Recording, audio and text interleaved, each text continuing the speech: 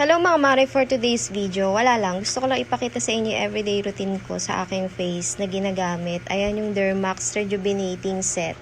Gawa siya ng Brightest Skin Essential. So ayan nga yung kanilang sunblock cream gel at yung kanilang night cream at yung toner, facial toner. So ayan, at yung kanilang soap na premium soap micro exfoliating soap. Ayan.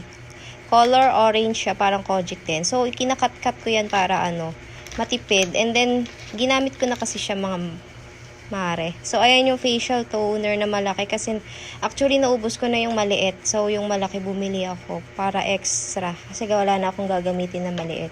So, ayan, kuha lang tayo ng bulak. And then, maglagay na tayo. And then, pahid-pahid lang. And gently massage it into your skin in circular motion. So, dapat may English tayo doon, mga mare. Char.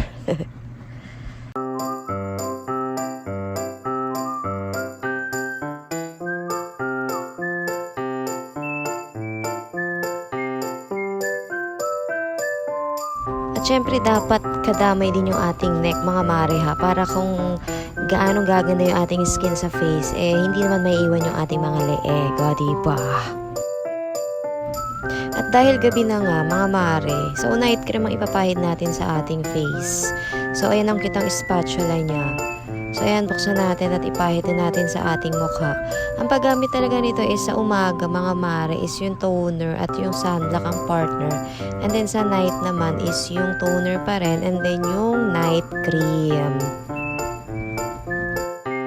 At ang effect nga nito, mga mare, dahil ito yung rejuvenating set. So, meron talaga siyang feeling effect ng mga ilang araw. At syempre, magro-rosy cheeks talaga yung balat niyo dyan. Pero syempre, tiis ganda. Pero ang ganda talaga ng result nito at nagustuhan ko talaga yung resulta sa akin at nahiyang ako. And so, yun lang mga mare for today's video. Thank you for watching. Bye!